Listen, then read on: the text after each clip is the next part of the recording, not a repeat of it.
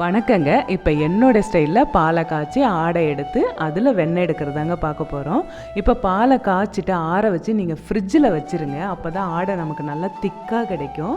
இப்போ இந்த ஆடையை ஸ்டோர் பண்ணி வச்சுக்கணும். எடுத்து கொஞ்சம் கொஞ்சமாக ஸ்டோர் பண்ணும்போது ஊற்றிடுங்க. கொஞ்சமாக அதில் தயிர் சேர்த்துட்டிங்கன்னா வீணாகாமல் இருக்கும்.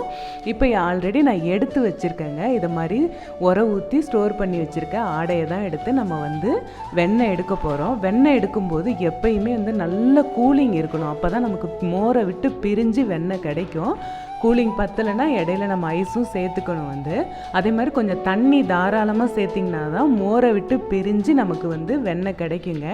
இப்போ அந்த பீட்ரு வச்சு அடிக்கும்போது உங்களுக்கு பார்த்திங்கன்னா ஒரு 15-20 நிமிஷம் நிறையா இருக்கிறதுனால நான் பீட்ரு வச்சு அடிக்கிறேன். அப்படி இல்லைன்னா நீங்கள் நல்ல பெரிய மிக்ஸி ஜார்லேயே வச்சு நம்ம அடிச்சுக்கலாம். இப்போ இந்த மாதிரி நல்லா பிரிஞ்சு நமக்கு வெண்ணெய் வந்துடணும். இந்த மோர் முதல்ல வேஸ்ட்டு கிடையாதுங்க. மோரை வீணாக்கிடாதீங்க. கார்டன் யூஸுக்கு யூஸ் பண்ணலாம். குடிக்கிறதுக்கு நல்ல வாசனையாக இருக்கும். மோர் குழம்பு இதுக்கெல்லாம் யூஸ் பண்ணலாங்க. நல்லா அலசிட்டு எடுத்து ஸ்டோர் பண்ணிக்கோங்க. இப்போ நான் ஆல்ரெடி எடுத்து வச்சுருக்க வெண்ணெயில் தாங்க நெய் காய்ச்ச போகிறோம். அதையும் பார்க்கலாம்.